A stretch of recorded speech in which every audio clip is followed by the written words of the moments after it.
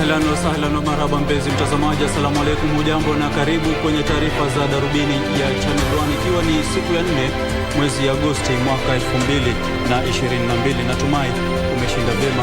Hujambo na karibu. Na bila shaka zikiwa zimesalia siku 4 wa Kenya kuelekea debeni kumchagua ama kuwachagua viongozi wapya.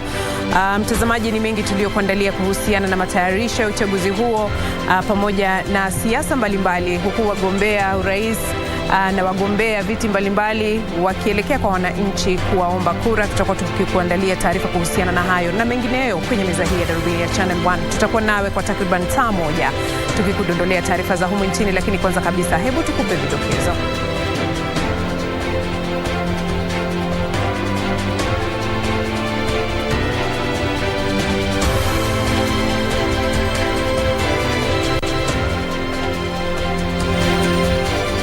Tunataka watu waaminifu, watu ambao tutaweza kutembea na wao kwa njia ya amani, watu ambao haja yao ni mwananchi, sio sifa. Rais Uhuru Kenyatta wataka wapiga kura kuwachuja viongozi wanaopenda vitisho na matusi.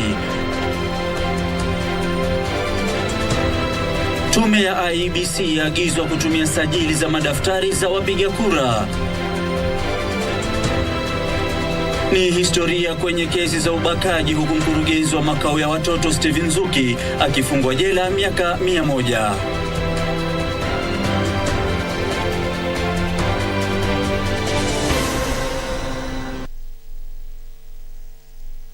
Naitwa Juma Bhalo, kinita AJB nitaitikia, mwenzetu wa lugha ishara ni Lensa Odingo. Nami naitwa Beatrice Gatonye. Karibu kwenye taarifa zetu za jioni ya leo. Serikali imetangaza siku ya Jumanne tarehe 9 mwezi huu kuwa siku kuu ya mapumziko. Kwenye ilani katika gazeti rasmi la kiserikali, waziri wa usalama wa taifa Dr. Fred Matiang'i alisema hatua hiyo itawapa Wakenya fursa ya kushiriki uchaguzi mkuu wa Agosti 9. Wakenya wataelekea kwenye uchaguzi wa kuwachagua viongozi wapya katika nyadhifa tofauti. Shule za umma humu nchini tayari zimefungwa kwa likizo ya katikati ya muhula ili kufanikisha mchakato wa uchaguzi, kwani shule nyingi zitatumiwa kama vituo vya kupigia kura.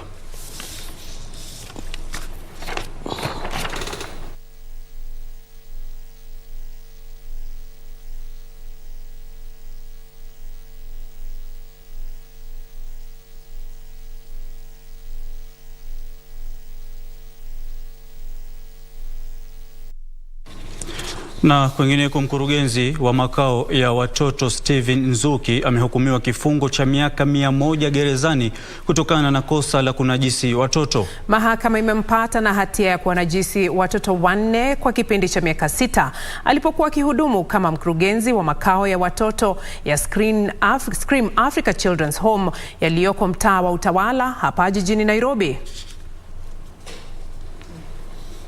Mkurugenzi wa makao ya watoto almaarufu The Scream Africa Safe Child Stephen Nzuki atatumikia kifungo cha miaka 100 gerezani kutokana na makosa ya kuwanajisi watoto.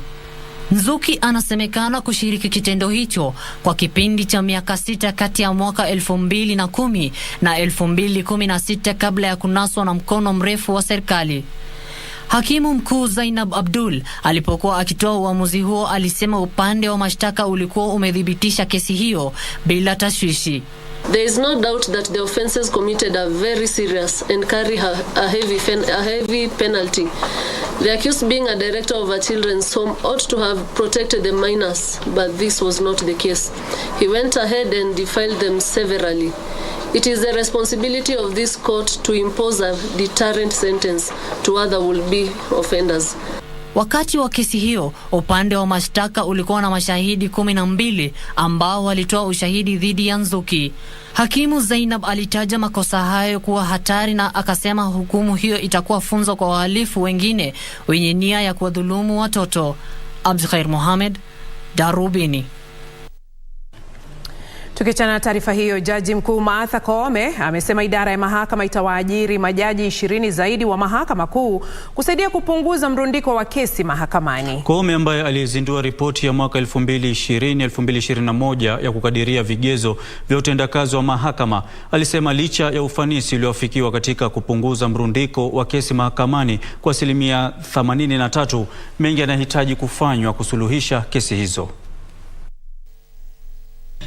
Kulingana na ripoti ya kukadiria vigezo vya utendakazi wa mahakama ya mwaka 2020-2021, idara ya mahakama imenakili ufanisi katika juhudi zake kumaliza mrundiko wa kesi mahakamani kutoka 89.81 hadi 89.83.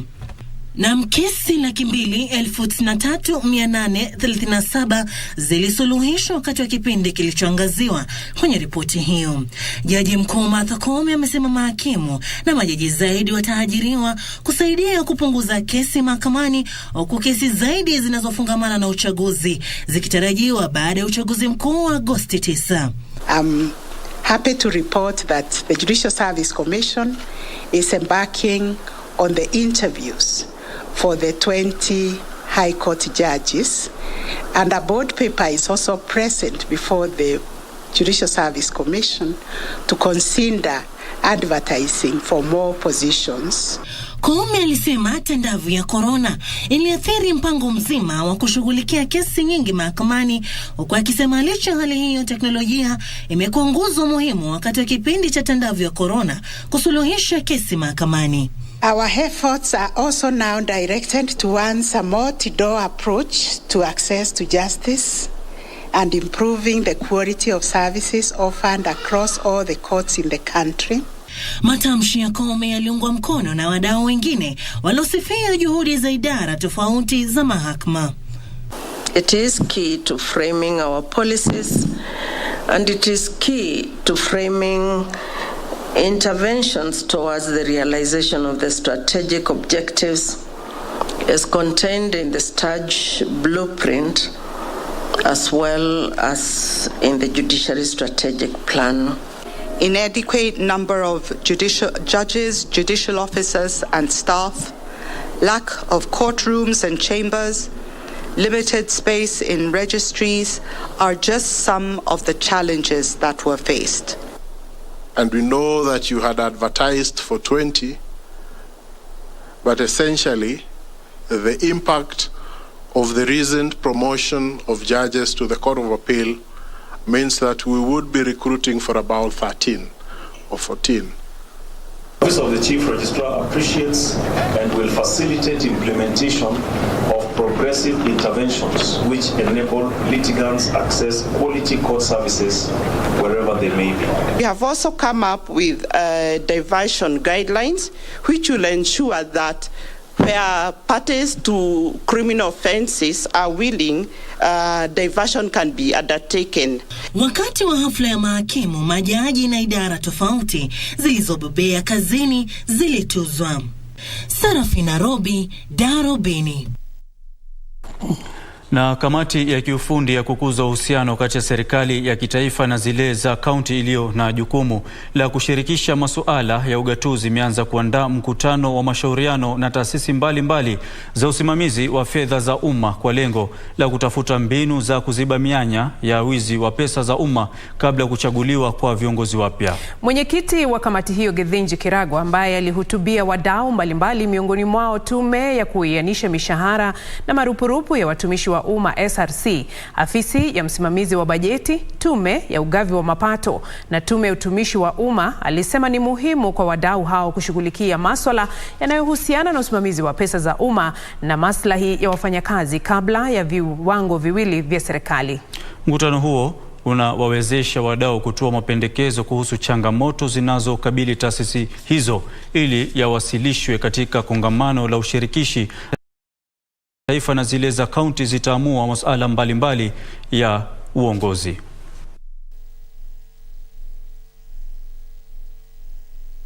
Consult each other on what are the key issues that we think the next government needs to address in matters of finance, fiscal management, and in matters of human resources. The PFM Act stipulates that we should not spend more than 35% of the revenue on wage bill. We are currently at 43%. But we are also aware that as a developing country, we've got to expand service delivery to the counties. And that is the challenge that we are discussing today, that as a growing nation, is 35% the ultimate, or what really should be the right ratio? After 2013, we had a lot of impeachment of proposals to impeach governors by the assemblies.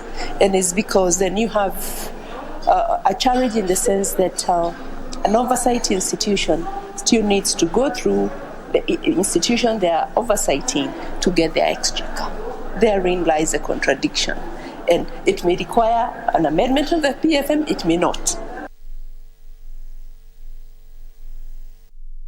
Naam, Tume Huru ya Uchaguzi na Mipaka humu nchini IEBC imekosoa agizo la Mahakama Kuu kuwa daftari za sajili za wapiga kura zitumike kwenye uchaguzi mkuu wa juma lijalo. Kwa mujibu wa kamishna wa tume hiyo Justus Nyang'aya, tume ya IEBC italazimika kutumia daftari za sajili za wapiga kura kwa maafisa wake wanaopokea mafunzo ili kufanikisha mchakato wa uchaguzi. Hata hivyo, alikariri kuwa agizo hilo halitahujumu au kuchelewesha uchaguzi utakaofanyika siku ya Jumanne wiki ijayo.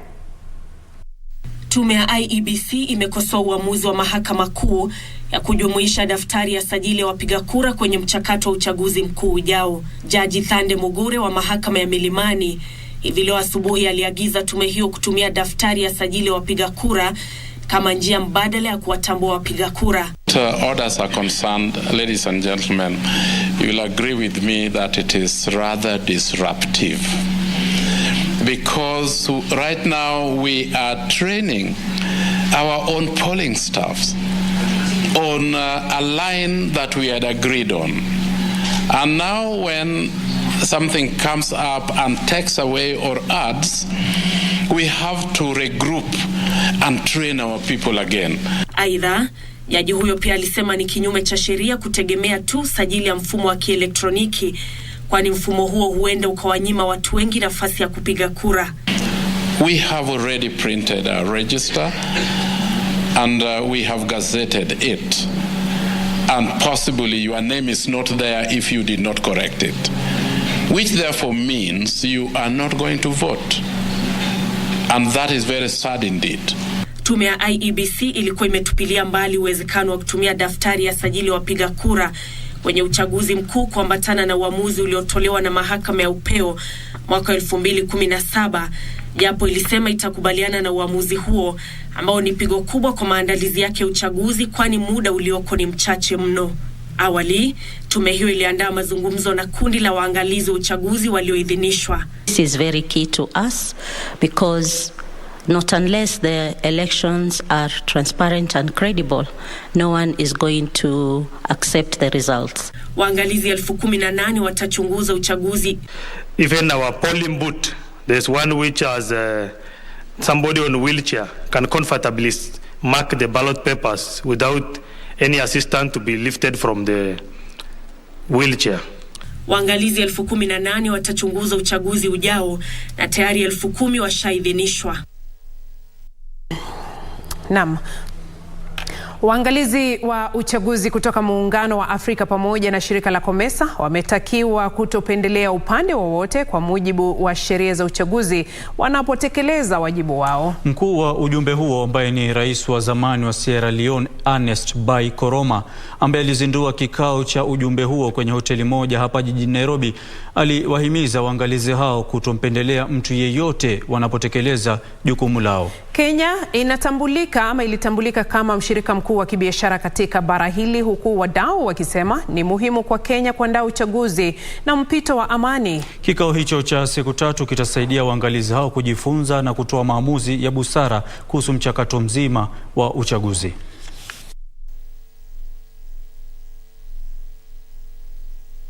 Citizens, voters and candidates are paying close attention to the process The outcome and indeed the assessment of international observers is very important.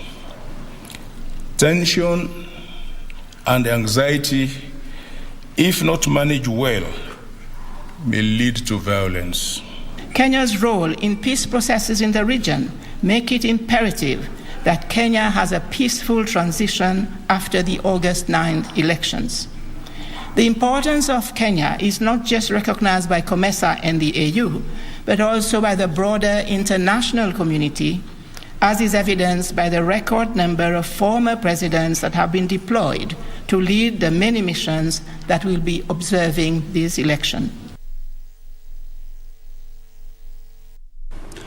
Mtazamaji, ni wakati wa kupata pumziko fupi. Mengi zaidi tutayapata hapo baadaye baada ya pumziko hili. Usiende mbali.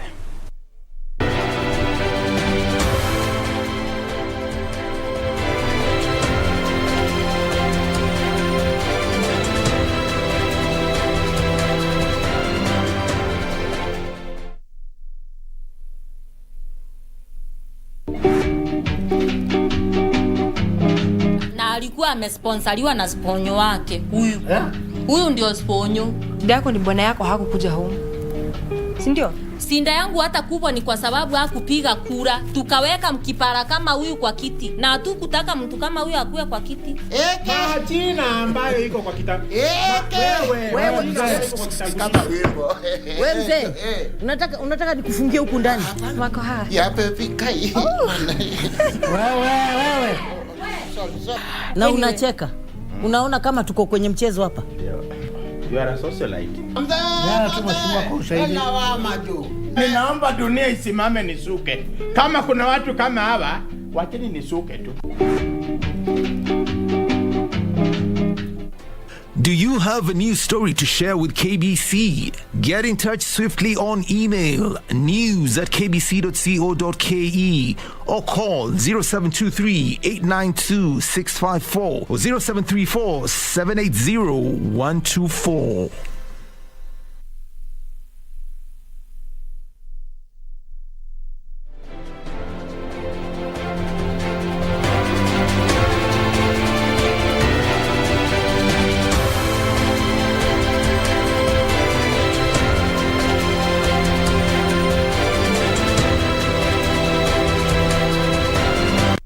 Naam, karibu tena mtazamaji. Daktari Christopher Munywa Karemba ndiye Mwafrika wa pekee miongoni mwa wanafunzi 4 waliotuzwa shahada ya uzamivu katika somo la hisabati katika chuo kimoja nchini Uchina mwaka huu. Hata hivyo, safari yake ya maisha haikuwa rahisi kufuatia matukio yaliyomsibu maishani mwake, miongoni mwayo kushambuliwa kwa basi alilokuwa akisafiria kutoka Nairobi kuelekea Mandera mnamo mwaka 2014 ambapo watu 28 waliuawa. Fauka ya hayo, amefanikiwa kutimiza ndoto yake kama wanavyotueleza hivi sasa Zainab Mohamed. Akiwa Mandera, Karemba anakumbuka siku moja alipokuwa akisafiri kutoka Nairobi jinsi alinusurika kifo kwa tundu la sindano baada ya basi walilokuwa akisafiria kushambuliwa huku abiria 28 wakiuawa. Previously, I started my career as a teacher. I taught in high school for a period of 1.5 years. That was in 2018 to 2011 to 2012 August. And then after that, I joined the Ministry of Devolution and Planning as a field operation assistant officer. I was deployed in Mandera County, where I worked for a period of 3 years. Alipokuwa akifanya kazi mjini Mandera, Karemba alituma barua ya maombi katika chuo kikuu cha Kenyatta kusomea shahada ya uzamili, ambapo baadaye alifuzu mnamo mwaka 2015 akiwa na shahada ya uzamili katika somo la sayansi na hisabati. Mnamo Disemba 2015, Karemba aliacha kazi katika utumishi wa umma na kujiunga na chuo kikuu cha Masai Mara na baadaye chuo kikuu cha kiufundi. Bahati ilimwandama na baadaye akapata nafasi ya kusomea nchini Uchina kutokana na ufadhili wa Wizara ya Elimu. Scholarship sponsored by the Chinese Scholarship Council. I applied this scholarship through the Ministry of Education, which was the nominating agency. And I went through the process of being shortlisted. I was called for an interview, and eventually I was awarded a full-time scholarship of 4 years. I really urge the government to put in more effort and give the students more materials, and also to empower the teachers more, because you find that because of lack of the materials, the teachers are a bit reluctant. I took the initiative to teach him and to make him like it, and he liked it. Chris has done very well in maths, and when he went to secondary, he performed so well. Baba yake mzee Peter Karemba bado anazikumbuka ndoto za mwanawe akiwa mdogo. Ijapo darasani kulikuwa na wanafunzi 30, 4 ndio waliofuzu, Karemba akiwa Mwafrika wa pekee. Na bila shaka amepeperusha Mkenya mwingine huyo ambaye amepeperusha bendera ya Kenya kimataifa, na ni hesabati. Si mchezo. Ametia bidii. Bila shaka, na ndio maana kwanza nimetabasamu, manake mimi na hesabu shuleni kwa pamba na moto hatupatani. Lakini hesabu ya pesa niko sawa. Tunampongeza sana Mkenya mwenzetu ambaye bila shaka ameweza kuipeperusha bendera ya Kenya kimataifa kwa kutia fora katika somo hilo la hisabati na kutuzwa. Na mtazamaji, kwingineko ni kwamba kituo cha udhibiti wa magonjwa barani Afrika kimesema wimbi la 6 la maambukizi ya ugonjwa wa corona nchini Kenya linaelekea kukamilika, huku idadi ya maambukizi ya kila siku ikizidi kupungua. Kaimu mkurugenzi wa kituo hicho Dr. Ahmed Ogweli hata hivyo amesema wimbi la 6 la ugonjwa huo nchini Kenya litatangazwa kukamilika ikiwa kiwango cha maambukizi kitasalia chini ya 5% kwa muda wa wiki 2 na hadi 3 mfululizo zijazo. Kwenye takwimu za hivi punde kutoka Wizara ya Afya, visa vipya 34 vya maambukizi ya ugonjwa huo vimenakiliwa kati ya watu 1283 waliopimwa ugonjwa huo katika muda wa saa 24 zilizopita. Ni maambukizi yaliyoweka kiwango cha maambukizi kwa asilimia 2.7. Akizungumza wakati wa taarifa ya kila wiki kuhusu hali ya ugonjwa wa COVID-19, kaimu mkurugenzi wa kituo cha kudhibiti magonjwa barani Afrika Daktari Ahmed Ogwel alisema kuwa kwa utaratibu Kenya inaendelea kufanikiwa kudhibiti wimbi la 6 la maambukizi ya ugonjwa wa COVID-19. Hayo ni kufuatia kupungua kwa visa vya maambukizi hadi chini ya 5% kwa majuma. Leo Kenya ilinakili visa vipya 34 vya maambukizi ya COVID-19 kati ya watu 1283 waliopimwa ugonjwa huo, ikiwa ni kiwango cha 2.7% ya maambukizi. Aidha, hakuna mgonjwa aliyefariki kutokana na ugonjwa huo, na hivyo idadi ya walioaga dunia imesalia kuwa 5672. Wagonjwa 42 wamebainishwa kupona ugonjwa huo, huku wengine 46 wakisalia hospitalini na wengine 381 wakihudumiwa nyumbani. Daktari Ogwel alipongeza Kenya kwa ushirika wake na kampuni moja ya dawa ya Marekani, Tonix Pharmaceuticals Holding, kwenye utafiti wa kutafuta chanjo ya ugonjwa wa monkeypox. Utafiti huo baina ya kampuni hiyo na taasisi ya utafiti wa dawa nchini Kemri unatarajiwa kung'oa nanga mwaka ujao. Mkurupuko wa ugonjwa wa monkeypox duniani umetangazwa kuwa dharura ya kiafya duniani na shirika la afya duniani. Nancy Kware, Darubini.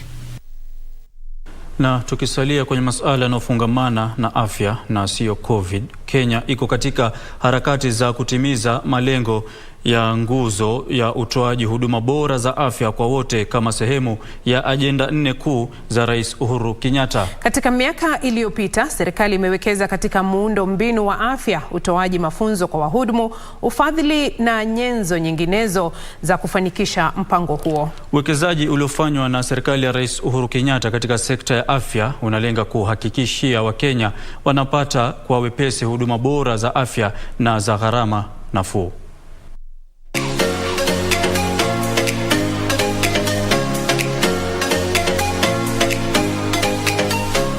Je, wajua? Wajua kuwa serikali ya Rais Uhuru Kenyatta imewekeza zaidi katika kuongezea idadi ya vitanda kwenye vituo vya afya vya umma. Tangu tujinyakulia uhuru hadi mwaka 2013, Kenya ilikuwa na vitanda 56,170 katika vituo vya afya vya umma kote nchini. Lakini kupitia uongozi wa Rais Kenyatta, idadi ya vitanda kwenye vituo vya afya vya umma nchini vimeongezeka kwa idadi ya 26,870.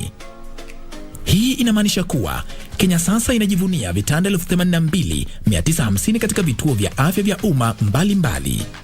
Hii ni pamoja na vitanda kwenye wadi za kawaida kwenye vituo vya afya vya umma ambavyo sasa ni jumla ya 82,920. Na pia vitanda kwenye wadi za ICU kwenye vituo vya afya vya umma ambavyo sasa ni jumla ya 650. Uwekezaji huu ni hatua kubwa katika kufanikisha usawa na haki kwenye vituo vya afya vya umma kama alivyonuia Rais Uhuru Kenyatta kwenye nguzo ya afya bora kwa wote. Sasa wajua.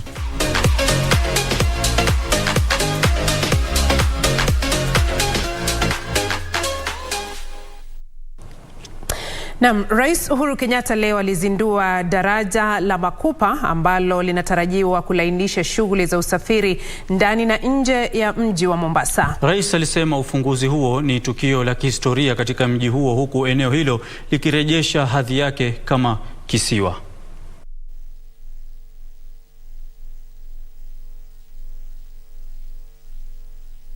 Daraja kuu la Makupa lilijengwa miaka 99 iliyopita na utawala wa kikoloni na linagawa maji makuu ambayo yanayezunguka kisiwa cha Mombasa na mkondo wa Chuda ulio mashariki na mkondo wa Beatrice ulio upande wa magharibi. Ujenzi wa hii barabara. Tumpigie makofi jamani. Rais Kenyatta amesema daraja hilo lilizuia mwendo wa maji ya baharini na uhai wa viumbe vya majini na kusababisha kudorora kwa viumbe hao. Rais pia alisema daraja hilo litarahisisha usafiri wa maji na bidhaa baina ya kisiwa cha Mombasa na bara na kukuza hadhi ya mji wa Mombasa kama kitovu katika ukanda wa Afrika Mashariki cha kupokea na kutuma bidhaa mbalimbali. Daraja ambaye itatusaidia kwa usafirizaji sasa wa mizigo, wananchi. Nyote nyinyi wa Jomvu mnajua msongamano ulikuwa hapa, si ni kweli? Si mnajua? Sasa hiyo ni historia. Hiyo sasa ni historia. Na leo pia tumekuja kuanzisha ujenzi wa railway ambayo itatoka kutoka kule town, kutoka kule railway station ya town kupitia hii daraja sasa ambayo itaanzishwa, na baada ya miezi 8 kutoka town mpaka kule kwa railway station hakutakuwa na shida, na tutajenga stations hapo Changamwe na kwingine, usafirishaji watu waweze kutembea Mombasa yao kwa njia huru na njia rahisi.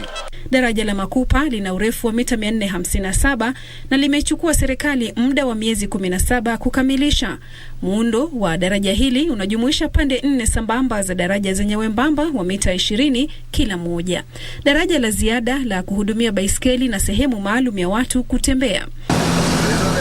Baada ya uzinduzi wa daraja la Makupa pamoja na reli ya kisasa, Rais pia alizindua kituo cha mafuta cha Kipevu kilichogharimu serikali shilingi bilioni 44. Rais alisema kituo hicho cha mafuta kitarahisisha shughuli za ubebaji wa mafuta na bidhaa zake. Habari yako? How are you? Awali, Rais Kenyatta alikagua kiwanda cha mboga cha Eni Kenya katika mji wa Wote, kaunti ya Makueni. Kiwanda hicho ambacho ndicho cha kwanza nchini kitakuwa kikifanya kazi ya uzalishaji wa mafuta yanayotokana na mimea. Kiwanda hicho pia kinajihusisha na ukusanyaji na mchakato mzima wa kutayarisha upya mafuta ya kupikia yaliyotumika. Zainab Said, Darubini. Taarifa yake Zainab Said, mtazamaji, na tutamatishia awamu ya pili ya Darubini ya Channel 1. Tunachukua pumziko lingine, tukirejea ni taarifa zaidi, usiende mbali.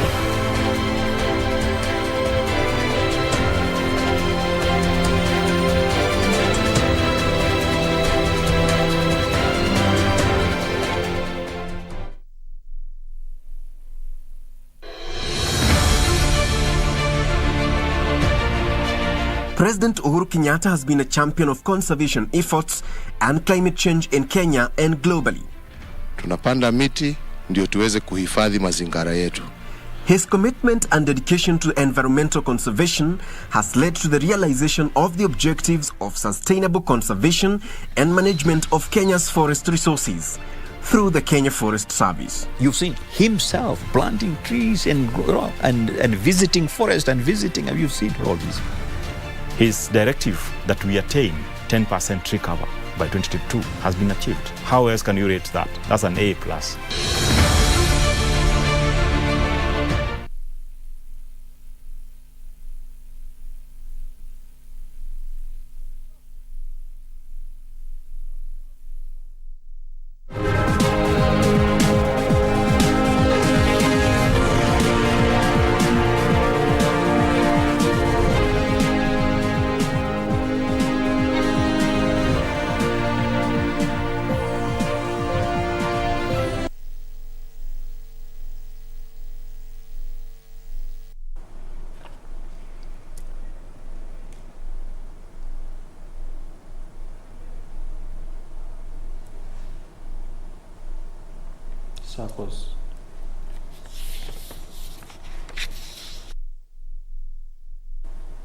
Na mtazamaji, sasa tuangazie taarifa za biashara.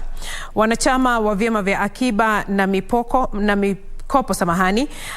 waliongezeka kwa asilimia 9.8 na kufikia bilioni 564 mwaka uliopita kutokana na mikopo ya viwango nafuu vya riba. Hii ni kulingana na ripoti ya hivi punde iliyotolewa na halmashauri ya kudhibiti shughuli za akiba na mikopo, ambayo inaashiria kuwa mali za vyama hivyo ziliongezeka kwa asilimia 9.9 na kufikia shilingi bilioni 807.11. Ripoti ya hivi punde ya mwaka 2021 ya usimamizi wa vyama vya akiba na mikopo inaashiria kuwa vyama hivyo vimeshuhudia ongezeko la asilimia 9.7 la idadi jumla ya mikopo iliyotolewa kwa wanachama na kufikia shilingi bilioni 608.75. Hata hivyo, mnamo mwaka huo mikopo iliyokosa kulipwa ilifikia shilingi bilioni 54.73, kuashiria kiwango cha asilimia 8.99 ya shilingi bilioni 608.75 ya mikopo iliyotolewa na vyama 361 vya akiba na mikopo. Afisa mkuu mtendaji wa chama cha akiba na mikopo cha Sasra, Peter Njuguna, amesema faida ya vyama hivyo kwa jumla ilipungua mwaka 2021 kutokana na athari za janga la COVID-19 na hali isiyotabirika ya hewa. Ripoti hiyo inaashiria kuwa wanachama milioni 1.18 wa vyama vya akiba na mikopo walikosa kuwasilisha michango yao ya kila mwaka kwa muda wa zaidi ya miezi 6. Takwimu hizo pia zinaashiria kuwa asilimia 19.7 ya wanachama milioni 5.99 wa vyama hivyo hawakutumia akaunti zao za benki mwaka uliopita. Ripoti hiyo inatoa wito wa kuunganishwa kwa vyama vya akiba na mikopo na kuimarisha utumiaji wa teknolojia ya habari na mawasiliano katika utoaji huduma ili kuboresha utendakazi. Tukisalia kwenye taarifa za biashara, wafanyi biashara wa samaki wamehimizwa kubuni na kujiunga na vyama vya ushirika ili kurasimisha sekta ya uvuvi. Waziri wa Kilimo Peter Munya amesema vyama hivyo vitawezesha serikali kutoa rasilimali kwa wadau wa sekta ya uvuvi na kulainisha shughuli za sekta hiyo. Kenya inalenga kuongeza maradufu idadi ya samaki wanaovuliwa hadi 300,000 na mapato ya sekta hiyo hadi shilingi bilioni 100 kila mwaka katika muda wa miaka 5 ijayo. Mkakati huo utahusisha kurasimisha sekta ya uvuvi ili kubuni mfumo wa takwimu wa sekta hiyo. Ili kurasimisha sekta hiyo, waziri wa Kilimo Peter Munya ametoa wito kwa wafanyabiashara wa samaki kuanzisha vyama vya ushirika ili kuhakikisha wadau wa sekta hiyo wanapangwa kwenye makundi ili kuboresha utekelezaji wa shughuli zao. Wale wa fishermen wanaoperate kutoka hapa, hao member wa BMU, let's register them into a sacco. Hiyo mboti yao watumie kama collateral, waanze savings. Tuone vile tuwasaidia kwa training na nini. Ndio hii eneo biashara iendelee. Ameongeza kuwa serikali itatoa rasilimali za kusaidia sekta ya uvuvi kupitia vyama vya ushirika. Serikali imehimizwa kupunguza ushuru wao shughuli za uvuvi ili kuhakikisha wafanyabiashara wa samaki wanapata mapato zaidi na kupanua sekta hiyo kwa uwekezaji zaidi. We see how we can be able to utilize the lake in an harmonious manner for the benefit of the communities that live around the lake, irrespective of where they come from. Let us allow these people to get value of the work they are doing in the lake. Assist them. Serikali imesema itaandaa mazungumzo ya pande mbili na Uganda ili kupunguza visa vya watu kuhangaishwa katika ziwa Victoria. Wadhamini wa eneo huru la kibiashara barani Afrika wana muda hadi mwezi Septemba kuafikiana kuhusu kanuni zilizolainishwa la ushuru asili wa forodha unaotozwa bidhaa za nguo, magari na mafuta ya kupikia. Waziri wa biashara Betty Maina amesema mazungumzo ya kulainisha ushuru zaidi wa forodha yanaendelea na ametoa wito kwa sekta ya kibinafsi kubainisha masoko ya bidhaa za Kenya. Mazungumzo miongoni mwa mataifa wanachama wa eneo huru la kibiashara barani Afrika kuhusu kulainishwa kwa ushuru wa asili wa forodha yanatarajiwa kukamilika kufikia mwishoni mwa mwezi ujao. Mataifa wanachama yanalenga kulainisha ushuru wa forodha unaotozwa vifaa vya magari, nguo na mavazi, mafuta ya kupikia na sukari ili kuimarisha biashara miongoni mwa mataifa ya bara Afrika. And especially textiles, the rules of origin have not been fully agreed on that, and I think the ministers are burning their midnight oil to agree on that. Mazungumzo ya kulainisha ushuru wa forodha wa bidhaa muhimu na za kipekee pia yanaendelea. The rules of origin cover the immediate 90%, the 7% you consider sensitive, so that you have 97% fully liberalized by a certain date. Sekta ya kibinafsi imetakiwa kuchukua fursa ya eneo huru la kibiashara barani Afrika kujipatia soko zaidi la bidhaa za Kenya. Urge the private sector and the business community at large to seize the opportunities created by the CFTA, dialogue with our ministry on a regular basis when faced with challenges and that diminish the gains made, and together we shall work at solutions. Kufikia sasa mataifa wanachama yametatua mizozo ya 87.7 ya bidhaa zinazoshughulikia chini ya eneo huru la kibiashara barani Afrika ambazo zinajumuisha mikondo 6,000 ya ushuru wa forodha tangu mkataba huo kutekelezwa mapema mwaka huu.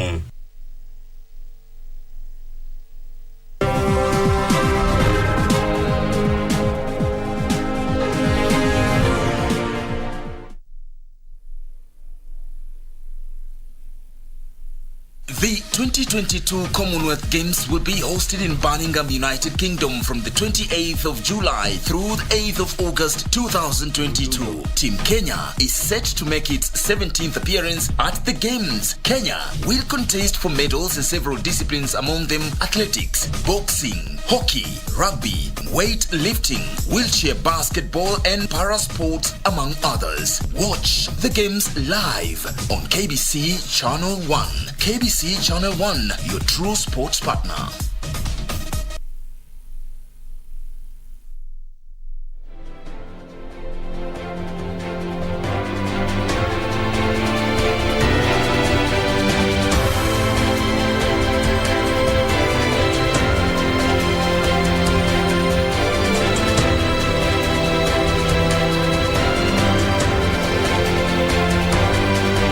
Karibu mtazamaji, hivi sasa tuangazie taarifa za siasa. Mwaniaji urais wa muungano wa Azimio la Umoja, Raila Odinga, amekanusha madai kwamba maafisa wa utawala wameshinikizwa kumuunga mkono katika azma yake. Raila wakati huo ametoa wito kwa wafuasi wake kujitokeza kwa wingi na kumpigia kura Jumanne ijayo. Achola Simon anatuarifu zaidi. Now you said Uhuru will go home. But the work of uniting the people of Kenya will continue. So, the work of uniting the people of Kenya will continue. And that's why I've told the people who are running against us, Uhuru is the outgoing president of the Republic of Kenya. Leave him alone. Let him go and retire in peace. If you have a problem, face Raila Odinga and Martha Karua squarely. Don't come with shadow boxing and shadow shows. Who want to rig the elections using provincial administration, or there's intention to intimidate members of the IEBC and so on. Hakuna kitu kama hiyo. Not a single vote should go uncast. Those who are sick, who are in wards in the hospital, go and get them, take them to the polling station to vote, and take them back to the wards.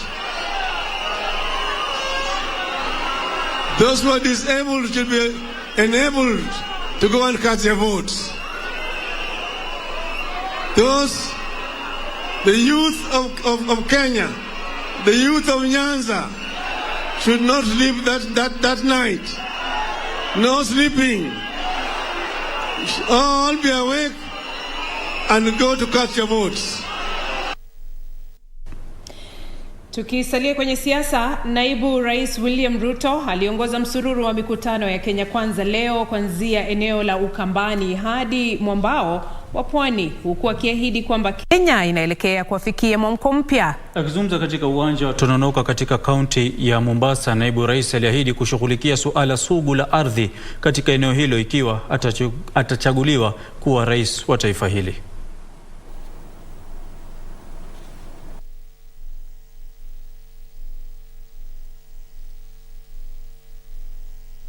The issue of use of public officials,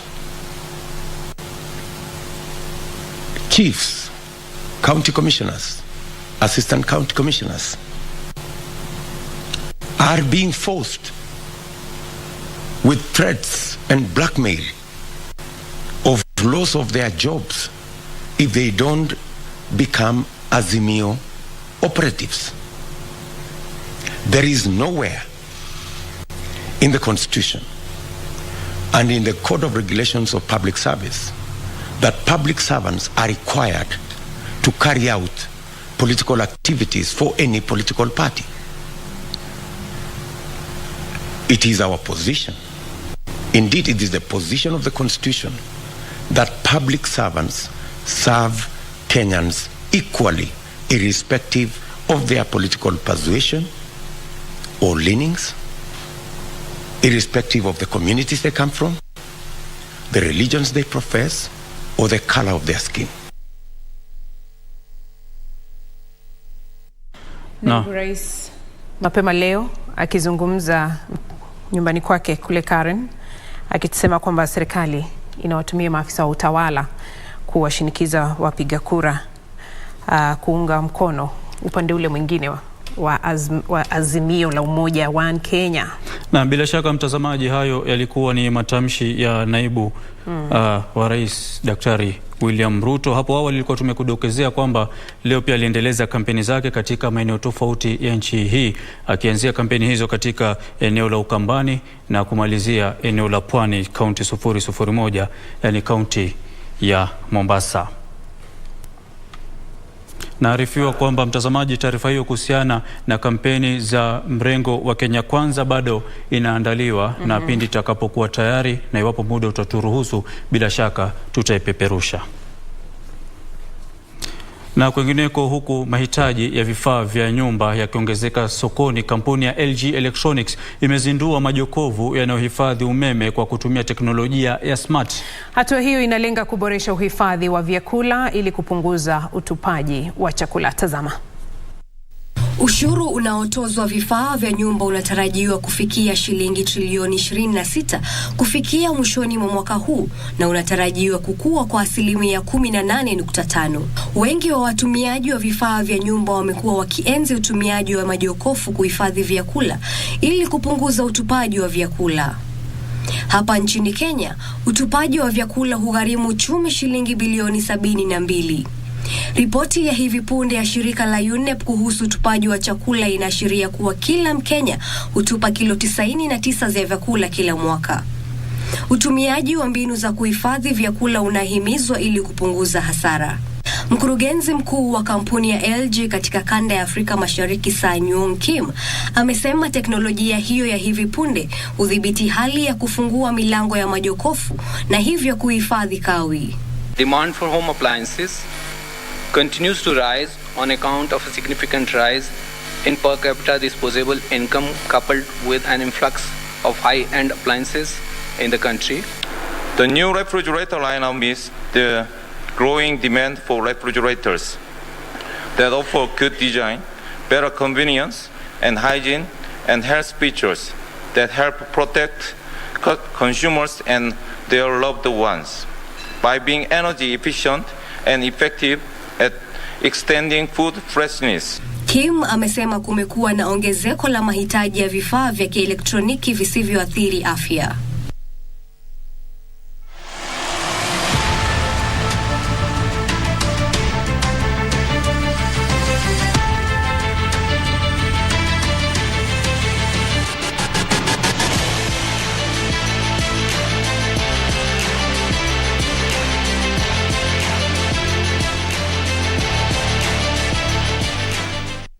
Naam, bila shaka mtazamaji, ni ishara kwamba sasa ni wakati wa spoti. Kenya ilijishindia medali yake ya kwanza ya dhahabu ya mbio za mita 100 katika muda wa miaka 60 kwenye michezo ya Jumuiya ya Madola jana usiku, baada ya mwanariadha anayeshikilia rekodi ya Afrika Ferdinand Omanyala kuibuka mshindi baada ya kutumia muda wa sekunde 10.02 katika uwanja wa Alexander Birmingham nchini Uingereza.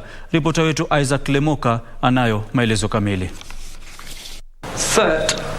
Omanyala alistahimili ukinzani mkali kutoka kwa bingwa wa zamani wa mbio hizo katika mashindano hayo, Akani Simbine wa South Africa, aliyemaliza wa pili, huku Abei Kun wa Sri Lanka akiridhika na nafasi ya tatu.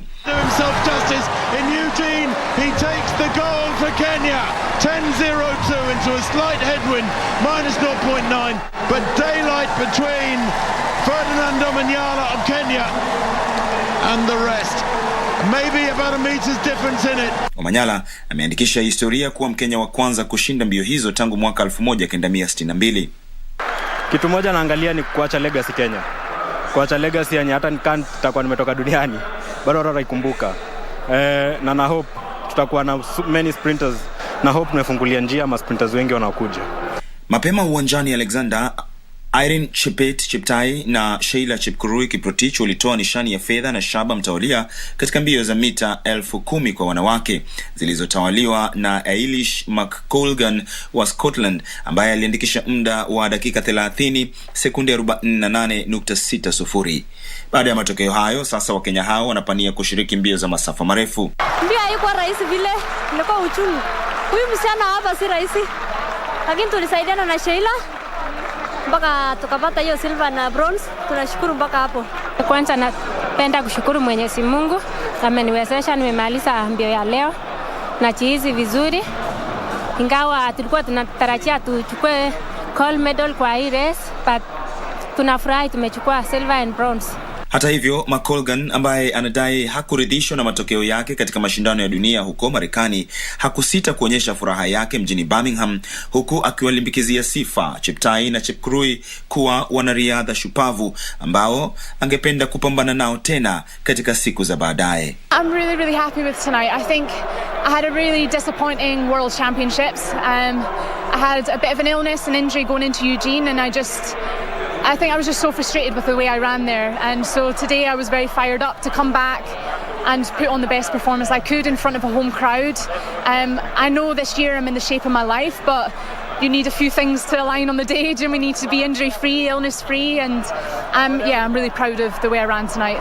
Baada ya Ferdinand Omanyala kuinyakulia Kenya dhahabu ya kwanza kabisa katika fainali za mita 100, sasa macho yote yatakuwa yanaangazia mashindano na fainali ya mbio za mita 1500, wakati Abel Kipsang na Timothy Cheruiyot watakuwa wakipania kuweza kuongeza angalau dhahabu na nishani nyingine katika mashindano haya yanayoendelea ya Jumuiya ya Madola. Moja kwa moja kutoka Birmingham, Uingereza, mimi ni Isaac Lemoka. Na mtazamaji, Rais Uhuru Kenyatta ameongoza wa Kenya kumpongeza mwanariadha anayeshikilia rekodi ya Afrika katika mbio za mita 100 Ferdinand Omanyala kwa kushinda dhahabu kwenye michezo ya Jumuiya ya Madola inayoendelea jijini Birmingham, Uingereza. Rais alitaja ushindi wa Omanyala kama mafanikio muhimu kwa taifa hili. Rais alisema ilisisimua sana kumtazama Ferdinand akishinda mbio za mita 100 na kuinyakulia nchi yetu medali yake ya kwanza dhahabu jijini Birmingham. Rais vilevile alisema ushindi huo ni mafanikio makubwa si kwa Ferdinand pekee bali kwa jamii yote ya riadha humu nchini kwa sababu ameshinda katika shindano ambalo si kawaida kwa wanariadha wa Kenya kushinda. Wakati huo Rais Kenyatta aliwapongeza Betty Chelangat na Reynold Cheruyot kwa kushinda dhahabu katika mbio za mita 3000 za wanawake na mbio za mita 1500 kwa wanaume mtawalia kwenye mashindano ya riadha kwa wanariadha wasiozidi umri wa miaka 20 duniani yanayoendelea jijini Cali nchini Colombia.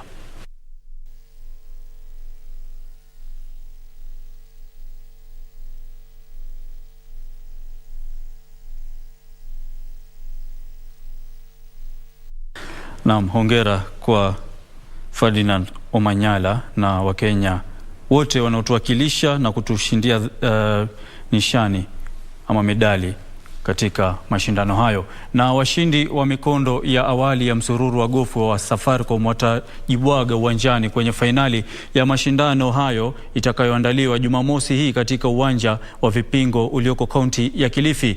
Elizabeth Njau ni miongoni mwa wachezaji wa mwisho waliojikatia tiketi ya fainali baada ya mkondo wa 14 ulioandaliwa katika kilabu cha gofu cha Royal. Tangu kuzinduliwa kwake zaidi ya wachezaji 9,000 wameshiriki kwenye kinyang'anyiro hicho. Washindi wa kitengo cha chipukizi watapata fursa ya kuhudhuria kambi ya siku 3 baadaye mwaka huu.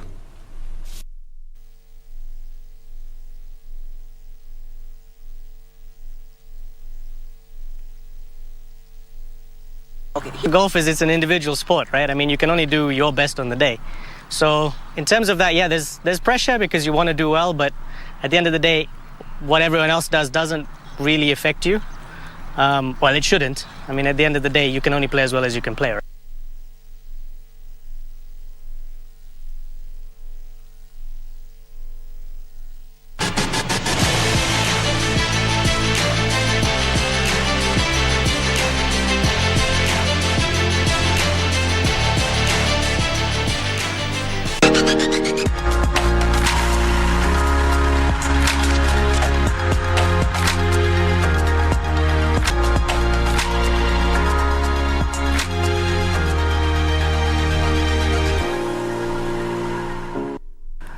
Na Waziri Magoha, waziri wa elimu, alisema kwamba shule zote ziko likizo isipokuwa hii yetu hapa.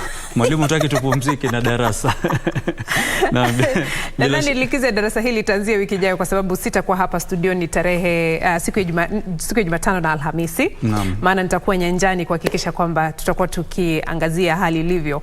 Lakini wewe najua utakuwa hapa studio. Bila shaka nitakuwa hapa studio kukupeperushia mtazamaji matangazo yanahusiana na uchaguzi, na mwenzangu atakuwa kaunti ya Kiambu. Nitakuwa katika kaunti ya Kiambu kufuatilia jinsi uchaguzi utakuwa ukiendelea ama shughuli hiyo nzima ya uchaguzi itakavyokuwa ikiendelea katika kaunti hiyo. Wewe ni mpiga kura? Na bila shaka nimejisajili, na leo kabla sijaingia studio niliweza kuthibitisha ama kuverify kupitia mtandao kwenye tovuti ya IBC na nikahakikisha kwamba jina langu lipo mimi kama mpigia kura eneo bunge la Starehe hapa jijini Nairobi mtaani South B. Wewe mtazamaji, unapigia kura katika kituo kipi? Je, unajua unapigia kura katika kituo kipi? Ni muhimu sana siku ya tarehe 9 utakapoamka kwenda kupiga ile foleni, utakuwa kwenye kituo halisi ambacho unastahili kupigia kura. Usiende ukajipata jina lako halipo. Na bila shaka ni muhimu uweze kuthibitisha hilo kama nilivyodokeza mimi. Nilikwenda katika tovuti ya IBC, nikaenda pale sehemu ya kuthibitisha ya kuverify na nikahakikisha, nikajua mpaka nitakuwa katika shule gani, wanasema katika stream gani, kwa hivyo sitakuwa na tatizo. Cha muhimu mwenzangu Bhalo pamoja na mtazamaji ni kuhimiza amani wakati wa uchaguzi huu wa tarehe 9, kabla, wakati wa uchaguzi na baada ya uchaguzi, kwamba wewe ufike pale kituoni, mchague kiongozi unayemtaka, kisha urejee kwako nyumbani, ungojee tume ambayo imepewa mamlaka ya kutangaza washindi ifanye hivyo, IEBC. Yaani wewe usiende kufanya hesabu zako za kando huko. Ama ukaangalia kwenye mitandao ya kijamii. Ama unaangalia kwenye mitandao ya kijamii kuna watu ambao ni wapotofu, wanapotosha watu, wanaweka taarifa za kupotosha bila shaka na kuzua hamasa na kuzua hisia ambazo hazitakikani. Kumbuka mtazamaji, rafiki yako atasalia kwa rafiki yako, jirani yako atasalia kwa jirani yako. Uchaguzi utakuja na utakwenda. Na mimi kama Ahmed Juma Bhalo nachagua amani, na naomba kwamba baada ya uchaguzi niwe hapa tuendelee na kazi bila shaka. Mtazamaji, kama jinsi ambavyo amesema mwenzangu, mitandao ya kijamii inaweza kukupotoza. Fuatilia vitu ambavyo ni halisi, vitu ambavyo vitaweza kukuletea taarifa ambazo ni za ukweli, na vile vile uweze kufuatilia IEBC watakuwa wakitangaza nini. Mengi yatakayosema kwenye mitandao ya jamii sidhani kama labda kama hayatakuwa ya uhalisi. Hivyo basi ni muhimu fuatilia KBC Channel 1, tutakuwa hapa bila shaka kukuletea matangazo ya uchaguzi huo, kama jinsi shughuli nzima itakavyokuwa ikiendelea katika constituencies zote, maeneo bunge yote 290. Tutakuwa tukifuatilia bila shaka. Na mtazamaji, sasa ni wakati wa kuingia darasani. Cha muhimu sisi hapa tunataka kusema kwamba tunasisitiza amani, na kwa sababu sitakuwa hapa wiki ijayo kukutakia uchaguzi wa amani na hatutakuweza kuwa pamoja na Bhalo hapa, ningependa kwamba tuseme tunakutakia uchaguzi wa amani. Uchaguzi wa amani. Muwe na uchaguzi wa amani. Uwe na uchaguzi wa amani. Uwe na uchaguzi wa amani. Asante. Na mtazamaji, kufikia hapo hatuna la ziada, ndio tunatamatisha taarifa hizi za Darubini ya Channel 1. Maulana kiridhia, inshallah tukutane wiki ijayo. Mimi naitwa Ahmed Juma Bhalo, ukiniita IJB pia nitaitikia. Assalamu alaikum. Mimi wiki ijayo tutakuwa tukikutana na wewe nikiwa kaunti ya Kiambu, nikiwa maeneo hayo. Iwapo wewe ni mkazi wa eneo hilo, unaweza nunua kahawa ama mimi nitanunua kahawa tukifuatilia shughuli ya uchaguzi. Sasa utapata msururu wa watu wameunga mlolongo pale, wataka kahawa kwako badala ya kupigia kura. Sio hivyo. Hiyo ni baada ya shughuli ya upigaji kura. Asante sana kwa muda wako mtazamaji. Tufanye vivi hivi tena wakati mwingine hapa studioni. Kila laheri wakati unapoelekea katika msimu wa kupiga kura. Naitwa Beatrice Gatonye, mtangazaji wa ishara ni Lensa Odingo. Tunakutakia usiku mwema. Kwaheri.